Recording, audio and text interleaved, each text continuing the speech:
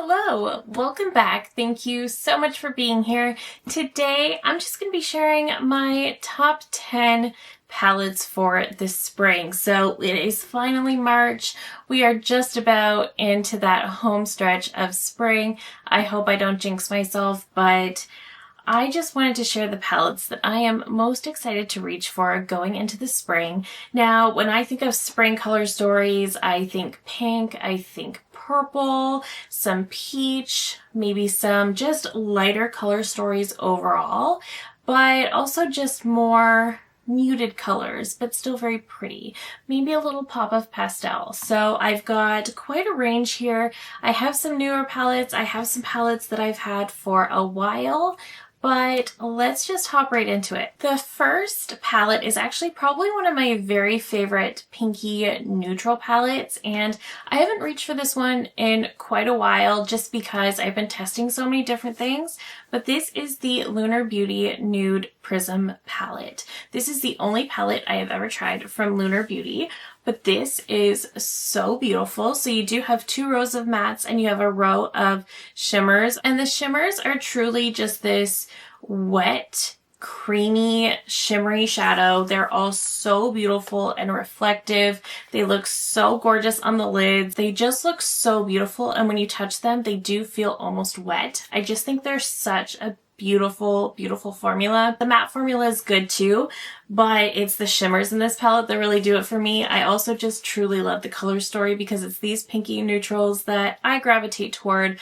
I know a lot of people right now are very sick of pinky browns, but this is a color story that I just absolutely love, and it just remains one of my top favorites. So I think this one is just beautiful for all year, but because it does have that more soft pinkiness to it, it also has some pops of peach. I just think that this palette is one of my staples for spring. The next palette is also on the large side and definitely leaning into those pinks, but this is from Colourpop, and this is the Smoke and Roses palette. So this palette is actually one of my favorite formulas from Colourpop. They don't have any pressed glitters in here. They have just standard mattes and metallics, and the metallics are very creamy and very beautiful. I love the pinky looks I can get from this palette. I just think it's absolutely stunning, and if you love pink shadows, this is such a good one. The formula in here is great. It's easy to use. It's easy to gravitate toward. It's not overwhelming, even though it is so large. And if you really love pinky shadows, this is such a great palette to work with if you are into these types of tones. And of course it is very affordable, being that it's Colourpop, and I do think this is one of their best formulas too. When I first got this palette, I know it's been out for a couple of years at this point, but I first picked it up, I believe, in the spring of last year, and I used this almost exclusively for weeks on end because I enjoyed it so much, and I have definitely come back to it since then, which tells me right away that I really do enjoy this one. Okay, the next palette is one that actually came out back around the holidays, but I feel like it is almost leaning a little bit more spring. This is from ABH, and this is the Sugar palette. This is gorgeous. This has some very basic neutrals. We also have some pinks, some purples. We have a gorgeous silver in here as well. This looks like a blue, and it kind of is, but it's almost like a deep violet. It pairs beautifully with either the pink or the purple metallic. This is such a beautiful combination of shades, and because it really goes for those pinks and purples a little bit, I feel like this palette is also gorgeous for the spring. I think this is so pretty if you're looking for a little extra sparkle, because these shimmers are so foiled, particularly this blue one and this one over here. They are so foiled and shiny. They're kind of like almost like a diamond dimension, like the formulas that are in the new Charlotte Tilbury palettes. It reminds me very much of that. The only thing I will say about these palettes is the formulas are very soft, so you're not going to want to travel with these, and you're not going to want to order them online. If you are looking into purchasing one of these little guys that are actually incredible quality, go in store at Sephora and purchase it and wrap it in bubble wrap and float it home because they are very delicate. That's the only thing I will say. But the formula in here, so good. And these shades I do think are very, very beautiful for spring. And of course, you know I'm going for some of my classic Viseart palettes. So the first one is the Paris Reverie palette. This one was their spring release for last year, and I use this palette so much. I've actually pulled it out again because I know I am going to be exclusively reaching for this one for a little while as well. This is another one that I tried out last spring and pretty much only used it until I had to test out some other things, but I love this palette. This is my perfect spring color story. I have a couple of neutral browns in here, but I also have some pink, I have some purple, and I have some peaches. This is just the embodiment of the perfect spring color story for me. Nothing here is too deep, nothing is too smoky. It's just a gorgeous, gorgeous mix, and every shimmer is supported by the perfect mattes to go with it. The color curation in here is perfect. The tone of everything in here is perfect. I love the Viseart formula, and this is my absolute favorite palette from Viseart. It just is, and it's definitely my favorite spring palette. I love all of these that I'm sharing with you today, but this is easily my #1 favorite. The other Viseart palette I pulled for this roundup is the Paris Love Letter palette. Now, I really like this one as well. This one is also very, very light, and again, we have a lot of these peaches, we have some pops of purple, we also have a very random pop of green, which I never know what to do with in this palette. I don't feel like the green is very well supported. I feel like maybe someone who is a little bit more creative than I am may know better what to do with it, but I do think this color story also just absolutely screams spring to me. You can get a little bit more depth with this one than you can the Paris Reverie, but this is also just absolutely stunning and easy to work with and easy to create. The formula is fantastic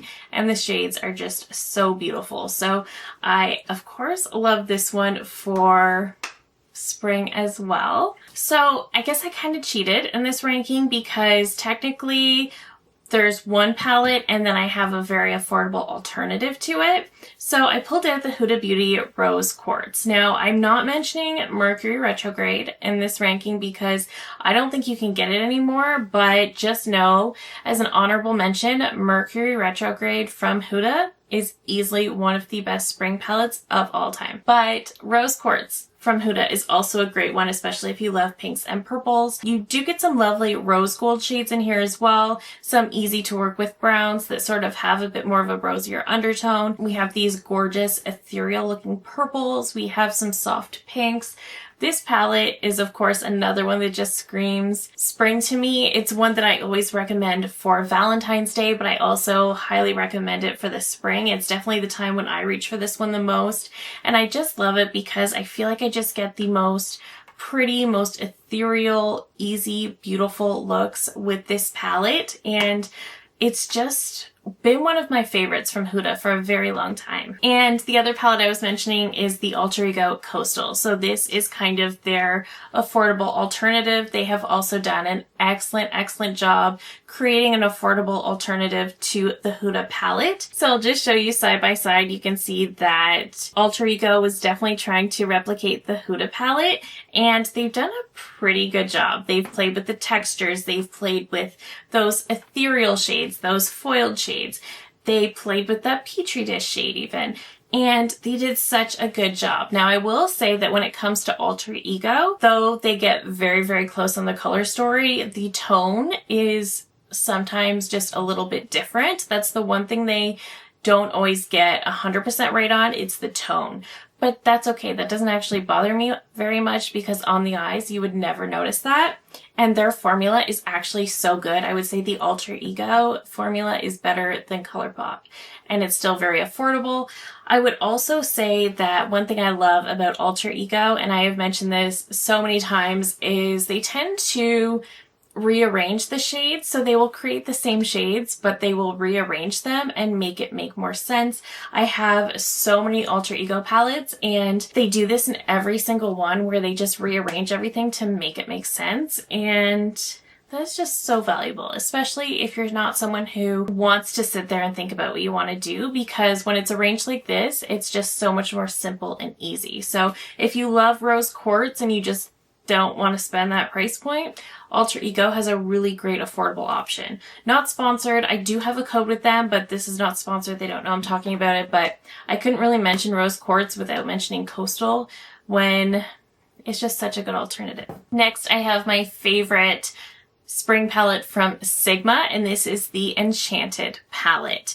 So I have really grown to love the Sigma formula, and I feel like they're one of those brands that with every palette they release, the formula actually gets better. So that is something I love to see. And Enchanted, I believe, is one of their earlier palettes. So I don't think this formula is necessarily up to par with what we've seen in some of their very recent palettes, like the new Mod, the cool neutrals. I don't know that this formula is 100% up to par with those, but it's still a good formula. And this one, even though half of it kind of leans a little bit more grungy, a little bit more fall, I definitely see a lot more fall on this end. I do feel like even this pop of green, but we have these pinks, we have these purples, we have these golds. I feel like half of this palette is definitely very spring, and then the other half can work beautifully with these, but is also kind of leaning a little bit more fall. But I do see this color story as being a little bit more spring to me. That's just how I feel, and I think it looks really beautiful. I love that we get some of these more softer pink shades, even that more green that I think does look really beautiful in the spring as well, especially when it's a more muted, softer green. And I just think this palette is really, really pretty, and it's not my most used Sigma palette, but I do still think it's beautiful, and I always pull it out in the spring in particular. Okay, the last three palettes are all from Natasha Denona. Big surprise, but the first one I'm going to mention is also fairly obvious. This is the pastel palette. Now, I'm not a huge pastel eyeshadow wearer, but if I'm going for pastels, I will go for Natasha Denona because I definitely want something that is high quality and that is going to work well. So this is the palette, and she is very pastel. This is the absolute perfect Easter palette. If that's what you're looking for, this has some pops of green, some pops of mint, some blues, some pinks, some purple. And while it's definitely not my favorite Natasha Denona palette by a long shot, it is still a really, really lovely palette. And I think the formula is at pretty much as good as it gets, especially when it comes to pastels. So if you are someone who absolutely loves pastels, this palette is a great option. And if you have this one, now is the time to break it out. You can use whatever palette you want any time of year, but this is one that I really just cannot picture taking out any time of year other than right now. So I do highly recommend this one for the spring as well. Next is a palette that actually came out around fall holiday time, and I can see why it came out around that time, but I also think it is a very sort of spring leaning color story. This is the Natasha Denona Retro Glam palette. And the reason I feel like this is so appropriate for spring, we have a lot of greens, we have some pinks, but for the most part, these shades are very muted and soft. And I think that's what makes it a perfect spring palette. I can kind of see why this was released around holiday, because when you look at it, it almost gives you sort of that frosty type feel to it, sort of like going into winter, the ice clinging to the trees, that kind of vibe. So I can definitely see that, but I can also see how this transitions beautifully into the spring with these very soft greens and pinks that all just play so beautifully together. The shade Flutter is stunning, by the way. It keeps catching my eye, and it's one of my favorites in the palette. I just think it's gorgeous, but this whole palette is just really, really beautiful. And if you have this one, now is a great time to break this one out. This is, in my opinion, one of the more underrated palettes from Natasha. I love this one, but I feel like I don't hear a lot of people talk about it, but it's one of my favorites. And I do, of course, have to mention Natasha's newest palette. This is the Bloom palette. So this one just came out. She's so new. I haven't even put her in a speed reviews, but this is the one I'm wearing today, and I do have a full review of this one. But this is a very interesting color story. I don't even know what to call this. It's pink, but it's peach, but it has more burgundy elements to it. It's a very interesting color story. It's definitely very warm, so if you don't like that, just keep that in mind. I would say overall this is just a very, very peachy palette. And peaches are just perfect for this time of year. I think this is so pretty. I think you can get a nice amount of depth with this, but I think you can also get some very sparkly, ethereal looks. Today, I kept it simple. I went in with Ren. I then went in with Flaws and then Equinox all over the lid, and I love how the look came together. It's not a look I'm going to wear all the time or that I'm naturally inclined to reach for a lot, but I do think this is very beautiful, and this palette as a whole is just... it's very, very beautiful. It's a very me color story, but I do think this one is naturally very perfect for this time of year. So if you did pick this one up, now is the perfect time to dig it back out. But that is it for me today. Let me know down below, what are some of your favorite spring palettes? Are there any that I didn't mention? Maybe some I should try out. Especially let me know if you are into indie brands, because I have been meaning to get my hands on more indie brands, especially this year. So let me know those recommendations down below as well. I love hearing from you guys so much. If you're new here, I hope you'll consider subscribing before you go. I do upload new videos every single week. Thank you again so very much for watching, and I will see you in my next one. Bye!